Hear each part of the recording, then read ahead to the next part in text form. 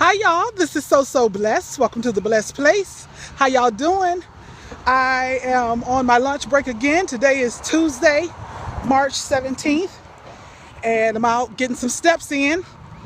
I forgot my selfie stick. It's at home, but that's okay. I've done this plenty of times, just using my hands, okay?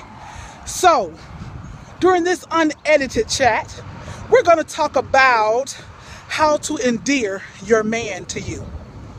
Okay, I'm not talking about how to make some man love you that don't want to love you. I'm not talking about any voodoo or witchcraft or magic tricks here.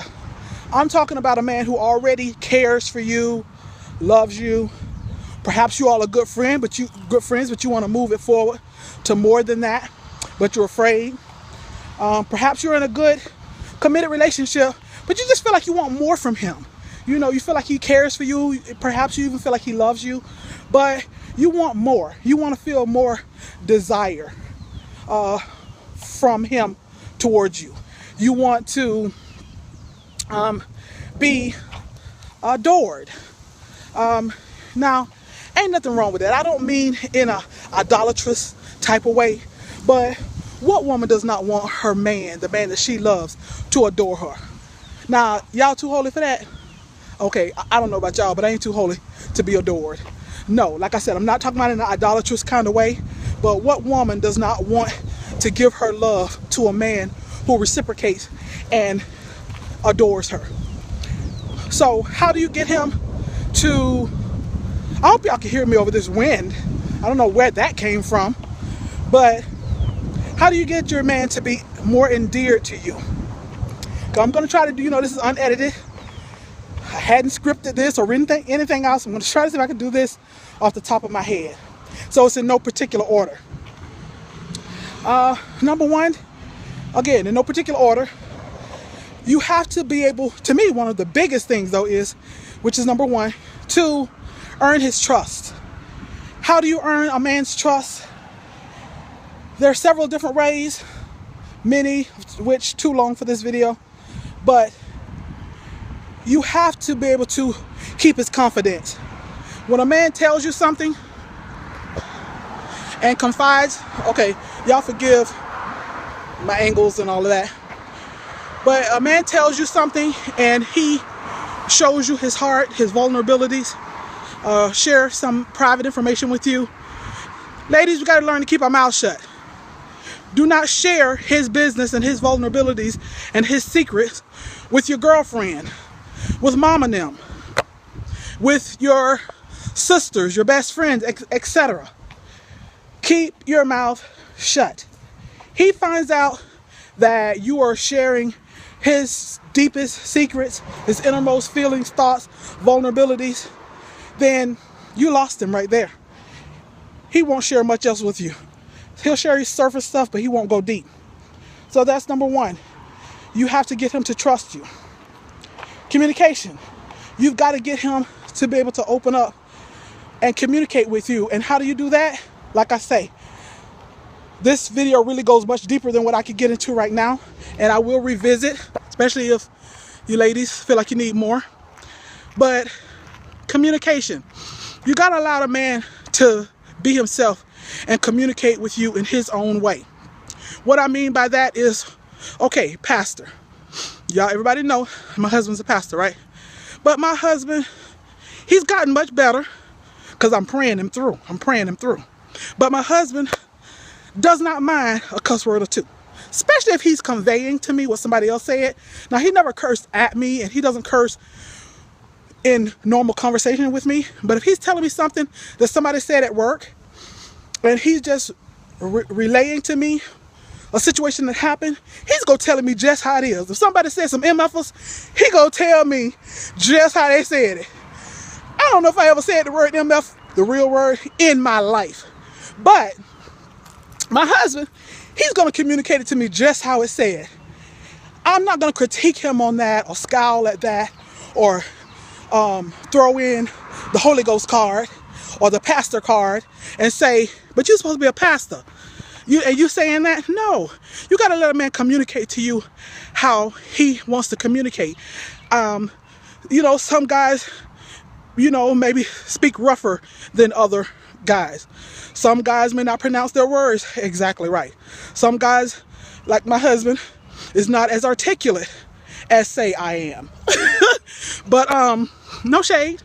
But so you have to allow a man to be able to communicate to you the way he communicates. If you're always correcting him, if you're turning up your nose at the things that he say, if you are calling him out, especially, us Christian ladies, we like to call these men out when we think they're not acting holy. So don't do that. If you want a man to communicate with you, you've got to leave the lines of communication open. If there's something in his communication that you don't really like, you pray him through that. Like I say, y'all, my husband, now y'all know, first of all, my husband said he's from a cussing family. But also, too, my husband spent 15 years in federal penitentiary. So he had to have the language to get through that 15 years. And even though the Lord had saved him, when he got home, he still had the language. When we got married, he still had the language. I had to pray him through that thing. Okay? Like I said, there's a lot more to that. But let him communicate to you the way he feels comfortable communicating. If you stifle his communication, he's not going to want to communicate. But if he feels like he can't wait to share something with you because you're going to enjoy the conversation, then he can't wait to come home and tell you something. You're the first person he wants to share stuff with. And that endears him to you. Another thing that will endear a man to you is kindness. Random acts of kindness. When you're not you're not selfish and you're always thinking about yourself. What can he do for you? What can he give you? What can he buy you? What can he pay for you? But what can you do for him? Now, y'all know I'm not about no woman taking care of no man, right? But if he is good to you, he's kind to you, he's thoughtful, he's loving, he's committed to you, then absolutely show kindness back to him, random acts of kindness, and be thoughtful in the things that you do for him. I really love that some of my blessed ones say, "Oh, Deidre, I really love how you take thought of your husband, and how you think of him, and how you buy different things for him, or how you say, oh, my husband would love this, etc." They say they really like that, and I appreciate them taking notice of that, because my husband is so good to me. I try to remember to be good to him. Sometimes it's an epic fail, but I try. Okay, maybe lastly, like I said, it's a whole lot to this, but lastly, you want to be able to endear your man to you is loosen up. Some of y'all just way too tight. Now, I'm probably talking to my Holy Ghost filled women, and don't get mad. I'm just finna tell the truth, shame the devil. But is there such a thing as too holy? Some of y'all just too holy. Some of y'all just too holy in your relationship.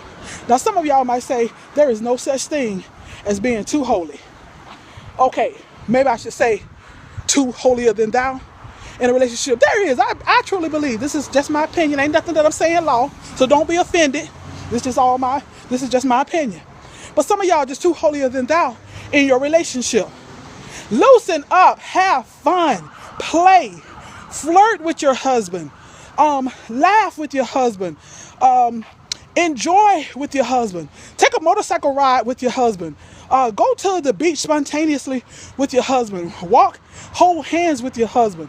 Act like little kids. Whatever it is. Some of you don't play spades or don't play cards. And hey, I'm not advocating that for those of you who don't, but me and my husband love a good spades game. And we talk plenty of noise. Well, he talk all the noise. But we're good. We will move you off that spades table. Yeah, nope, we don't gamble. We don't play with people who are fussing and cussing and, getting mad and all that stuff. But a good wholesome game. Okay, I'm going way off my topic. However, I'm just saying, loosen up. Come on. Don't be so holy that you can't go to a movie theater. You can't go to the beach because you can't wear anything unholy at the beach. You can't go to a jazz concert because that ain't holy. You can't go to a country music concert because that ain't holy. You can't go to